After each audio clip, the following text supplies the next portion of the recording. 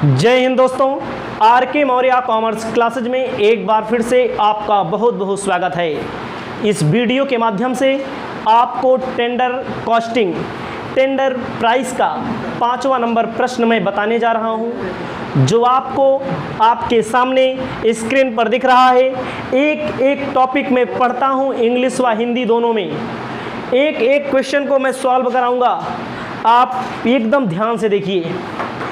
Question हमारे सामने कहता है, प्लेजेंट कंपनी ने 31 मार्च 2011 को समाप्त वर्ष में 1000 साइकिलें निर्मित की व बेची।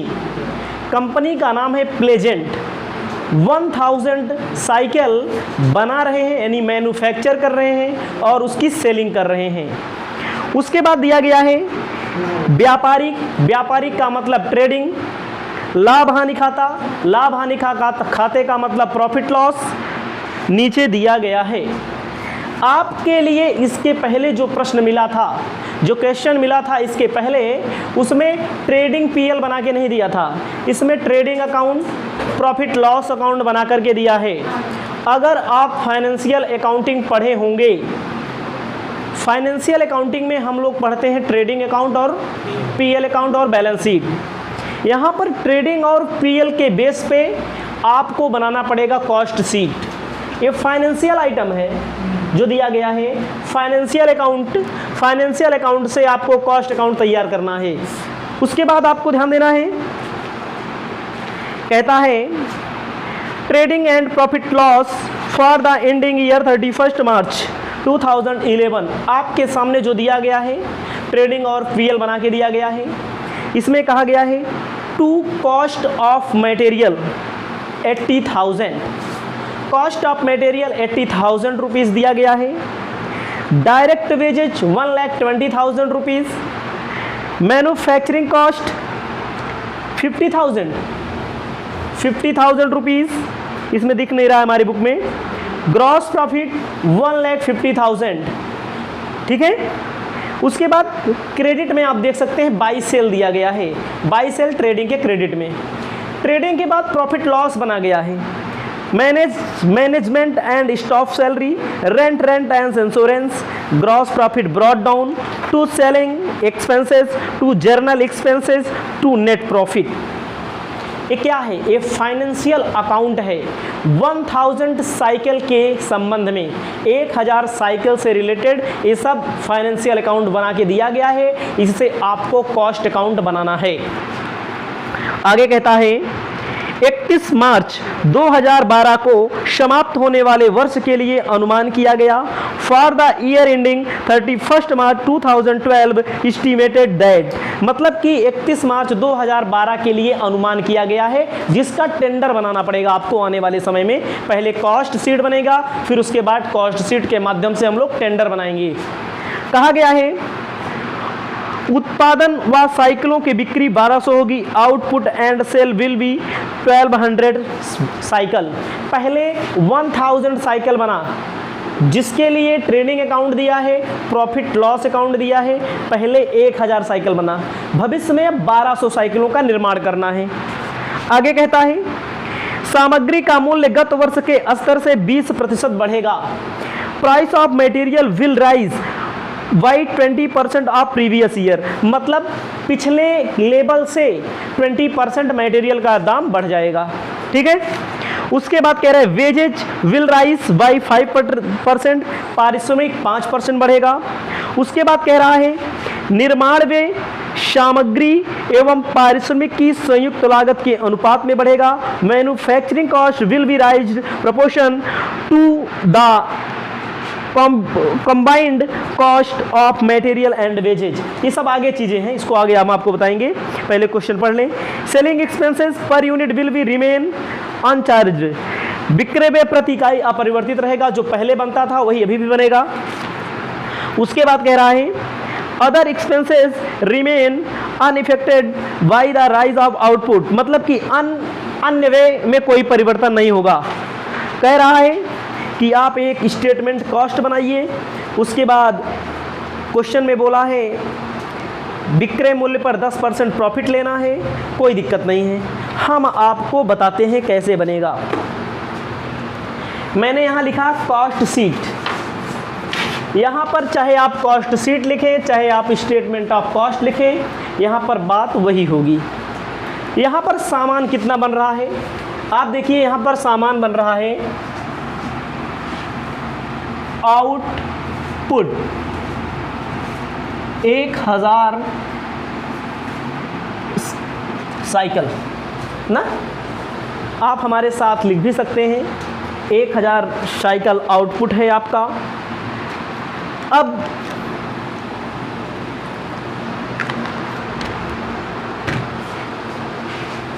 जब आपको कॉस्ट शीट बनाना पड़ता है, क्या कॉस्ट शीट, तो सबसे पहले क्या चाहिए, सबसे पहले material, direct wages, direct expenses, इन तीनों को अगर मिलते हैं तो जोड़ लेते हैं। सबसे पहले काम क्या करते हैं, क्वेश्चन में देखो दिया है कितने रुपए का मटेरियल, मटेरियल कितने रुपए का, 80,000 रुपए का मटेरियल दिया गया, देखो डेबिट में ट्रेडिंग के। उसके बाद मटेरियल में प्लस कर लेंगे डायरेक्ट वेजेज,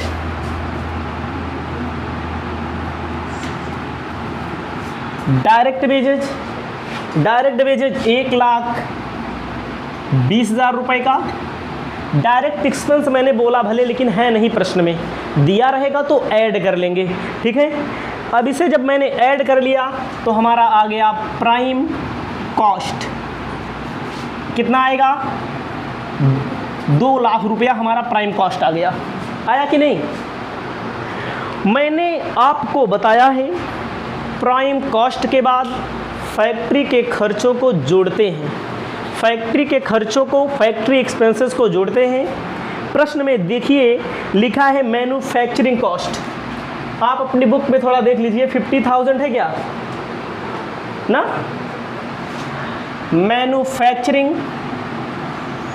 मैन्युफैक्चरिंग कॉस्ट 50,000, 50,000 रुपया मैन्युफैक्चरिंग कॉस्ट जोड़ लेंगे तो हमारा आएगा वर्क कॉस्ट, वर्क कॉस्ट आ जाएगा 2,50,000, 2,50,000 रुपया। Management and staff salary 60,000, management and staff salary कितने रुपए की, 60,000 रुपये का दिया गया है, 60,000 का। उसके बाद आप देखिए रेंट, रेट्स, इंश्योरेंस, फैक्ट्री में रहता, ऑफिस में रहता है भी, रेंट, रेट्स, इंश्योरेंस कितने रुपए का, 10,000, ठीक है। ये भी ऑफिस में रहता है, ऑफिस में दिया भी गया है। सेलिंग एक्सपेंसेस यहाँ नहीं रहेगा, सेलिंग एक्सपेंसेस लास्ट में रहेगा। जर्नल एक्सपेंसेस 20,000, जर्नल एक्सपेंसेस 20,000 यहाँ पर ऐड कर लिया जाएगा, यहाँ पर आ जाएगा कॉस्ट ऑफ प्रोडक्शन, ऐड कर लीजिए कितना होगा, 3,10,000, 20,000, 3,30,000 रुपया। देखो कॉस्ट ऑफ प्रोडक्शन, आंसर निकल के आ रहा है, कॉस्ट ऑफ प्रोडक्शन 3,40,000, 3,40,000 होगा, जोड़ेंगे तो 3,40,000। कॉस्ट ऑफ प्रोडक्शन के बाद आप लिख दीजिए सेलिंग एक्सपेंसेस, सेलिंग एक्सपेंसेस कितना दिया गया है, सेलिंग एक्सपेंसेस 30,000, 3,70,000, इसे कहेंगे टोटल कॉस्ट। आप देखिए ट्रेडिंग के क्रेडिट में सेलिंग दिया गया है, कितने का सेल्स किया, सेल्स कितने का किया, देखो ट्रेडिंग कितने का, 4 लाख रुपए का ट्रेडिंग के क्रेडिट में, 4 लाख। फ़ायदा कितना हो जाएगा, 30,000 क्या हो जाएगा, प्रॉफिट हो जाएगा। एक बार फिर से हम आपको बताना चाहते हैं ताकि आपको बेहतर ढंग से समझ में आ जाए।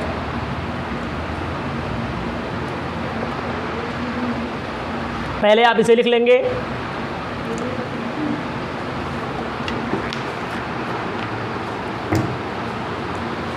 समझिए एक बार फिर से। जैसे देखो हम लोग कभी फाइनेंशियल अकाउंट पढ़े थे पिछली साल का मतलब जो लोग, बहुत सारे स्टूडेंट नहीं पढ़े रहते हैं जिनके यहाँ कॉस्ट अकाउंटिंग फाइनेंशियल अकाउंटिंग एक के साथ में रहता है, तो उनके लिए मैं बताना चाहता हूँ, पहले फाइनेंशियल अकाउंटिंग होता है, फिर कॉस्ट अकाउंटिंग होता है। फाइनेंशियल अकाउंटिंग प्रत्येक बिजनेस के लिए, कोई भी बिजनेस हो सबके लिए ज़रूरी होता है। कॉस्ट अकाउंटिंग सबके लिए ज़रूरी नहीं होता है। समझ रहे हैं? फाइनेंशियल अकाउंटिंग सबके लिए ज़रूरी होता है, लेकिन कॉस्ट अकाउंटिंग वहाँ ज़रूरी होता है जहाँ कोई सामान बनता है, जहाँ पर मोबाइल बनता है, जहाँ पर मैन्युफैक्चरिंग का काम होता है, जहाँ पर कपड़ा बनता है, जहाँ पर साइकिल बनता है, जूता मोजा जहाँ बनता है। ठीक है, तो फाइनेंशियल अकाउंटिंग प्रश्न में बना के दिया गया है। आपको कॉस्ट शीट का फॉर्मेट आना चाहिए।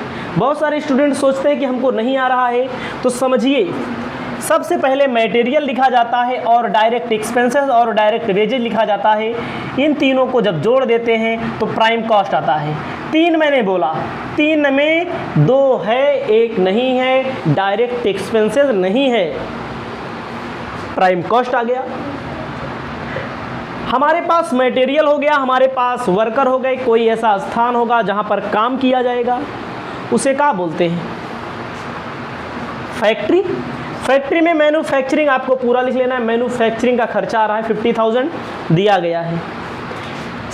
सामान बन रहा है, सामान ऐसे थोड़ी बिकेगा, ऑफिस खोलनी पड़ेगी, वहाँ पर कंप्यूटर रखना पड़ेगा, वहाँ पर मैनेजर रखना पड़ेगा, उसका ऑफिस का इंश्योरेंस कराना पड़ेगा, ऑफिस में चाय पानी नाश्ता की व्यवस्था करनी पड़ेगी, उससे संबंधित खर्चा होगा, तो उसको ऑफिस में रखते हैं। ऑफिस में रख देंगे जब, तो जोड़ देंगे वर्क कॉस्ट में, आ जाएगा cost of production. Cost of production के बाद सेलिंग से संबंधित, सेलिंग से रिलेटेड एक्सपेंसेस को जोड़ देते हैं, ऐड कर देते हैं, तो टोटल कॉस्ट आ जाता है। ठीक है, आप देखिए ट्रेडिंग के क्रेडिट में 4 लाख की सेलिंग हुई है, 30,000 क्या हुआ है, इन दोनों का डिफरेंस आ रहा है। भाई कॉस्ट लगी हमारी 3,70,000, 3,70,000 लॉग, उसके बाद सेल हुआ 4 लाख, हमारा प्रॉफिट कितना हुआ? 30,000 का हमारा फ़ायदा हो गया। अब चलते हैं आगे, अब हम आगे चलेंगे। अब आपको क्या निकालना है? Tender estimated price, calculation of tender price. ध्यान दीजिएगा, एक एक टॉपिक को समझना है। Calculation of tender price, tender price,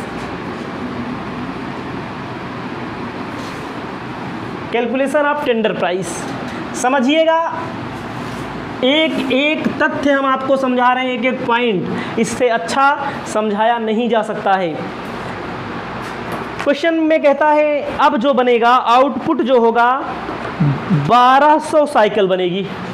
कितना? यहाँ लिख लीजिए आप अपनी कॉपी जहाँ पर क्वेश्चन सॉल्व कर रहे हैं। Output 1200 cycle. कितनी साइकिल बनेगी? 1200, 1200। भैया यहाँ कितनी बनती थी? 1000, 1000 ना। अब देखो, सबसे पहले क्या काम किया जाएगा? सबसे पहले मटेरियल को पकड़ करके यहाँ रखेंगे। सबसे पहले मटेरियल का काम किया जाएगा। संतोष, देखिए मटेरियल,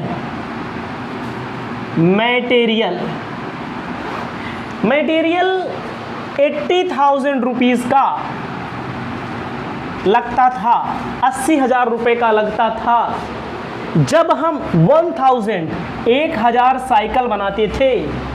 अब हम कितनी साइकिल बनाएंगे? अब हम 1200 यानी कि 1200 साइकिल बनाएंगे। तो इसको करिए, ठीक है, कैलकुलेटर दीजिए। उसके बाद कैलकुलेटर दीजिए। आपको कैलकुलेटर का प्रयोग करना है यहाँ पर। कैसे? 80,000 डिवाइड बाई 1000 इंटू 1200 कितना लगेगा? 96,000। ठीक है, 96,000 रुपये का क्या लगेगा? मटेरियल लगेगा। इतना समझिए फिर से, क्योंकि बार बार वीडियो देखेंगे तो पूछना ना पड़े कहाँ से आया, कैसे आया। 80,000 1000 मतलब 80,000 रुपया मटेरियल तब लगा जब 1000 साइकिल बन रही थी। अब 1200 साइकिल बन रही है तो 96,000 रुपये का मटेरियल लगेगा। क्वेश्चन में देखो आपको क्या कह रहा है, 20% इंक्रीज, बढ़ोतरी होगी। क्या बोल रहा है, price of material will rise by 20% previous year, सामग्री का मूल्य गत वर्ष के स्तर से 20% बढ़ जाएगा। लिख दो plus increase at the rate of 20%, पिछले साल के मूल्य से 20% बढ़ जाएगा। 96,000 का 20% निकाल लो, 19,200 रुपया, 19,200 रुपया। इसको ऐड कर लेंगे, 20 उसके बाद 9 6 15, 1,05,200, ठीक है। 96,000, 1,15,000 गलत जोड़ दिया मैंने, 1,15,200 रुपया लगा कि नहीं। अब आपको आगे ध्यान देना है, समझ में आया। 96,000 निकाला, इसी का 20% बढ़ा दिया। अब अगली बात आएगी किसकी, अगली बात आएगी वेजेज की, डायरेक्ट वेजेज। डायरेक्ट वेजेज में आप देख सकते हैं दिया गया है 1,20,000 रुपया जब हम 1000 साइकिल बनाते थे, अब हम 1200 साइकिल बनाएंगे। 1,20,000 डिवाइड बाई 1000 इंटू 1200, 1,44,000 रुपया लगेगा। समझ में आया श्यामू। 1,20,000 साइकिल बनाते थे, 100 साइकिल बनाते थे, 1000 साइकिल बनाते थे तो 1,20,000 का बेजेज लगता था। 1200 बनाएंगे तो कितना हो जाएगा, 1,44,000 का। कै परसेंट बढ़ रहा है, 5%। प्लस कर देंगे इंक्रीज कर देंगे, कै परसेंट, 5%। 1,44,000 का 5%, 7,200 रुपया ऐड कर देंगे।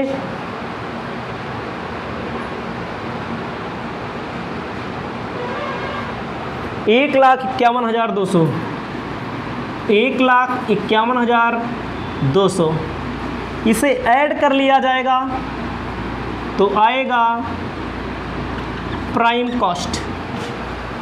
1,51,200 प्लस 1,15,200, 2,66,400, 2,66,400 क्या आया प्राइम कॉस्ट। इतना समझ में आना चाहिए आपको।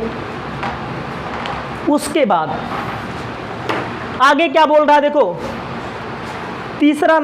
चौथा नंबर हेडिंग बुक में देखिए आप, हिंदी में कहता है निर्माण व्यय सामग्री एवं पारिश्रमिक की संयुक्त लागत के अनुपात में बढ़ेगा। Manufacturing cost will be rise proportion of combined cost of material and wages. Material और वेजेज का जो रेशियो है, मटेरियल और वेजेज का जो रेशियो है उसी के रेशियो में क्या बढ़ेगा, मैन्युफैक्चरिंग कॉस्ट बनेगा।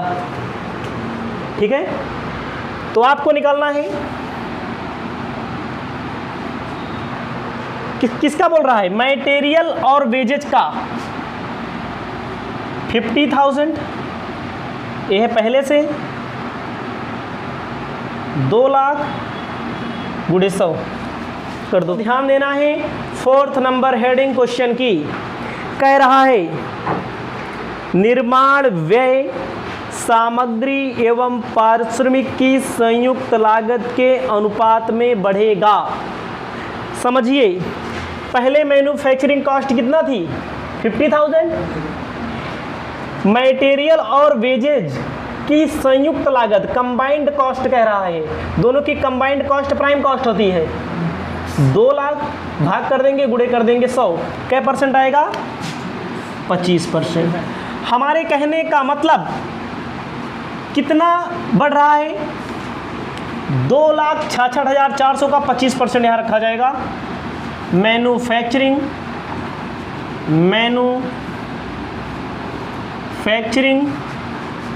कॉस्ट 2,66,400 का 25%, प्राइम कॉस्ट का 25% निकालो। 2,66,400 गुणे 25 भागे 100 आ रहा है 66,600। 66,600 इसको ऐड कर लेंगे। निर्माण व्यय ऊपर रखिए, मैन्युफैक्चरिंग कॉस्ट ऊपर रखा मैंने। 2 लाख कहाँ से रखा? बोल रहा है मजदूरी और मटेरियल की संयुक्त लागत, कंबाइंड कॉस्ट, मतलब प्राइम कॉस्ट नीचे रखा इनटू परसेंटेज। इसी का मैंने क्या निकाल लिया? 25% निकाल लिया प्राइम कॉस्ट का, 66,600। 2,66,400 का 25% निकाल लिया, इसमें प्लस कर देंगे 66,600, 3,33,000 रुपया। उसके बाद आगे देखिए, इसको समझिएगा, ये 50,000 भागे 2 लाख वाला यही जरूरी है पूरे क्वेश्चन में। आगे कह रहा है विक्रय व्यय प्रति इकाई अपरिवर्तित रहेगा, सेलिंग एक्सपेंसेस पर यूनिट अपरिवर्तित रहेगा। अन्य व्यय अप्रभावित रहेंगे। अन्य व्यय का मतलब होता है ए, वर्क कॉस्ट आ गया आपका ना, वर्क कॉस्ट आ गया। अन्य व्यय अप्रभावित रहेंगे, इसमें आपको समझना है। जैसे लिखा गया है मैनेजमेंट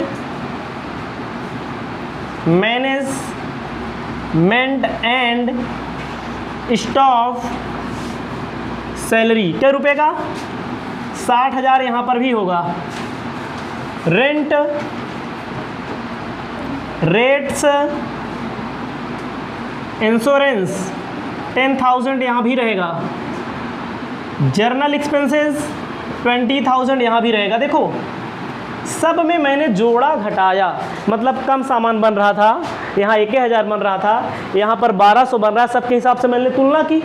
इसकी मैंने क्यों नहीं की?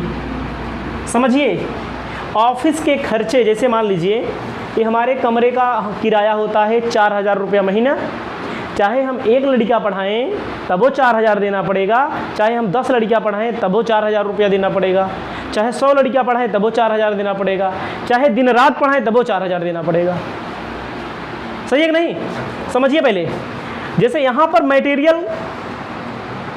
मटेरियल कम ज़्यादा हो सकता है, मजदूर कम ज़्यादा हो सकते हैं। मैन्युफैक्चरिंग कॉस्ट में जो बोला है उसको मैंने किया है, जो बोला है इसके संबंध में बोला है। देखो इसके संबंध में भी बोला है, इसके लिए बोला, इसके लिए बोला, इसके लिए बोला, इसके लिए बोला, इसके लिए भी बोला है।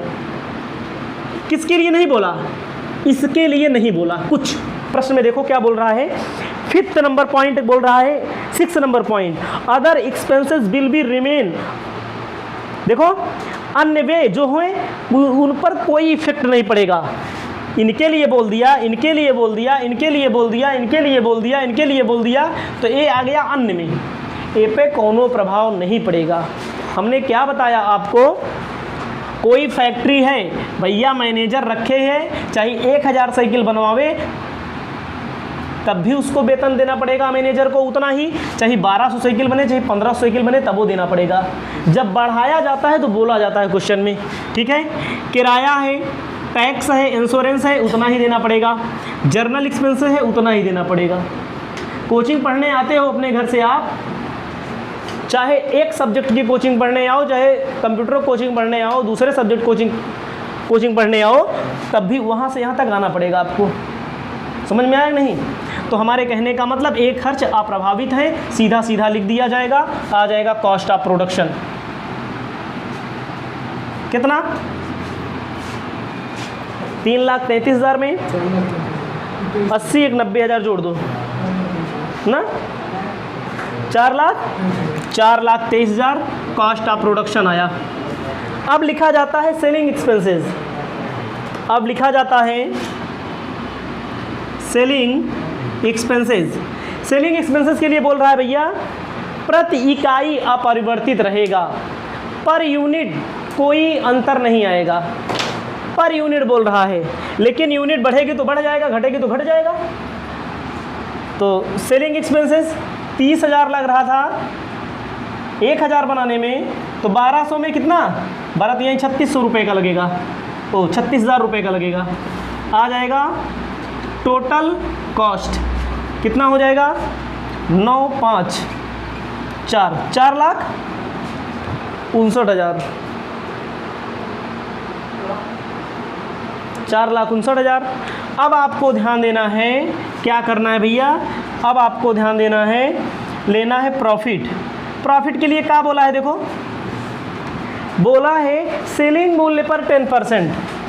फॉर्मूला होता है total cost into percentage 100 minus percentage. Selling मूल्य पर बोला रहेगा, तब निकाल देते हैं 4,59,000 गुणे 10 भागे 90।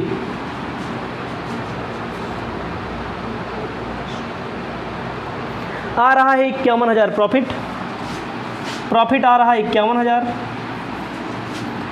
टेंडर प्राइस चाहे बोलो चाहे एस्टिमेटेड प्राइस बोलो, प्लस 4,59,000 प्लस 5,10,000 उत्तर आ रहा है आपका। देखो आ रहा है 1200 से भाग दे दो, एक साइकिल कितने का विक्रय मूल्य होगा वही निकल के आ गया। इसको आप पहले लिखिए, एक बार फिर हम आपको समझाते हैं क्वेश्चन को।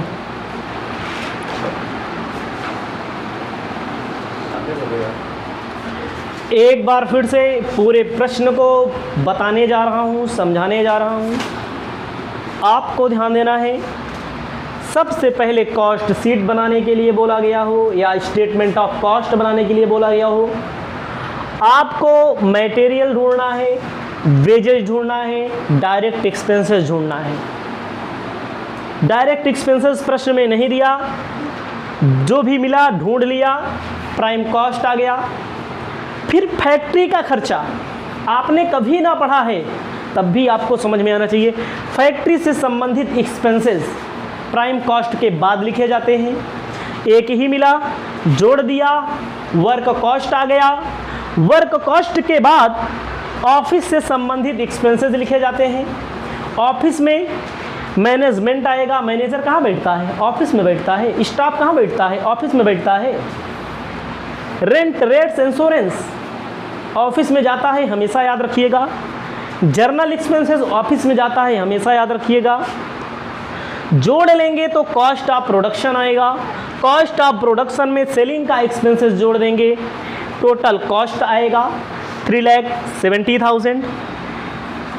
आप इसी में देखिए सेलिंग दिया गया है, दोनों का अंतर आ जाएगा प्रॉफिट। इनमें आप ध्यान दीजिए, जो फाइनेंशियल बना के दिया गया है उसमें से ग्रॉस प्रॉफिट नहीं लिया गया, ग्रॉस प्रॉफिट बीडी नहीं लिया गया और नेट प्रॉफिट नहीं लिया गया ना। क्यों नहीं लिया गया, क्योंकि उसका कोई काम ही नहीं है। देखो तब भी प्रॉफिट तो 30,000 रुपये आया, जो नेट प्रॉफिट आ रहा है भाई तो इसमें भी आ रहा है। कभी कभी ऐसा भी होता है, वहाँ पर कुछ और प्रॉफिट आएगा, यहाँ पर कुछ और आएगा, वो बाद में जब आएगा तब बताएंगे। यहाँ पर भैया 1,000 साइकिल बनती थी, अब यहाँ पर कितनी बनेगी 1200 साइकिल बनेगी। मटेरियल 80,000 रुपये का लगता था, जब 1,000 बनती थी तो 1200 बनेगी, 96,000 लगेगा। कह रहा है 20% बढ़ जाएगा, तो मैंने बढ़ा दिया ना। यहाँ पर लेबर 1,20,000 का लगता था, 1,000 बनाने में 1200 बनाने में 1,44,000 रुपये का लगेगा। 5% बढ़ा दिया तो बढ़ा दिया, बढ़ाने के लिए बोला है बढ़ा दिया। आ गया प्राइम कॉस्ट। सबसे ज़्यादा आपको समझना क्या है, सबसे ज़्यादा आपको समझना है मैन्युफैक्चरिंग कॉस्ट 25% आया कहाँ से।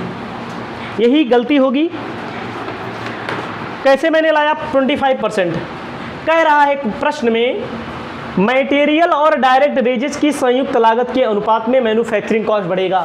बोला है साफ साफ पाँचवें नंबर चौथे नंबर में, manufacturing cost will be raised proportion to the combined cost of material and wages. Combined का मतलब मटेरियल को वेजेज को जोड़ दो तो क्या कंबाइंड आएगा, प्राइम कॉस्ट कंबाइंड आएगा, आएगा कि नहीं आएगा, मटेरियल और वेजेज।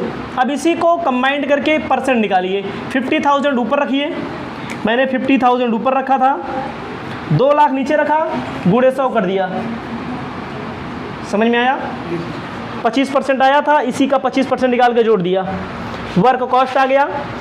इसमें कोई परिवर्तन नहीं हो रहा है, यही छाप दिया है पूरा, मैंने देखो पूरा छाप दिया यहीं पर। आप जाहिर सी बात है, हम कमरा किराए पर लिए हैं, चाहे 2 लड़कियाँ पढ़ाएं तब 4,000 देना पड़ेगा, चाहे 50 लड़कियाँ पढ़ाएं, 100 लड़कियाँ पढ़ाएं, 200 लड़कियाँ पढ़ाएं तब वो 4,000 देना पड़ेगा। ये होता है ऑफिस का खर्चा। ऑफिस के खर्चे में क्या होगा, समझ रहे हैं, कोई परिवर्तन नहीं होगा। और कहा रहेगा तो करेंगे, ऐसा नहीं है नहीं करेंगे, कुछ कहीं पर कहा भी रहता है कि कुछ बदल गया, कुछ हो गया, ठीक है। तो ये तीनों में कुछ नहीं होगा। कॉस्ट ऑफ प्रोडक्शन आ गया। सेलिंग एक्सपेंसेस में बोल रहा है प्रति इकाई अपरिवर्तित रहेगा, ऐसा नहीं कि पूरा नहीं परिवर्तित रहेगा। प्रति इकाई का मतलब एक यूनिट का मतलब 30,000 लगता था, 1 2 3 एक यूनिट पे 30 रुपये बिक रहे हैं, 1200 यूनिट पे 3600 होगा, समझ रहे हैं। यूनिट बढ़ जाएगी तो बढ़ जाएगा, घट जाएगी तो घट जाएगा, टोटल कॉस्ट आ जाएगा। फायदा भैया बोल रहा है 10% सेलिंग प्राइस पर। प्रॉफिट का 2 सूत्र होता है, एक होता है कॉस्ट प्राइस पर, कॉस्ट प्राइस पर होगा तो टोटल कॉस्ट इंटू परसेंटेज भागे 100, सेलिंग प्राइस में होगा तो माइनस कर दो वही परसेंटवा ऊपर वाला, माइनस कर देंगे। देखो टोटल कॉस्ट 4,59,000 इंटू 10/90 आ गया 51,000, ऐड कर देंगे, टेंडर प्राइस बोल दो या एस्टिमेटेड प्राइस बोल दो, यही आपका आंसर है, या कोटेशन प्राइस बोल दो, यही आपका आंसर है। इसके बाद इसी प्रकार का अगला क्वेश्चन है।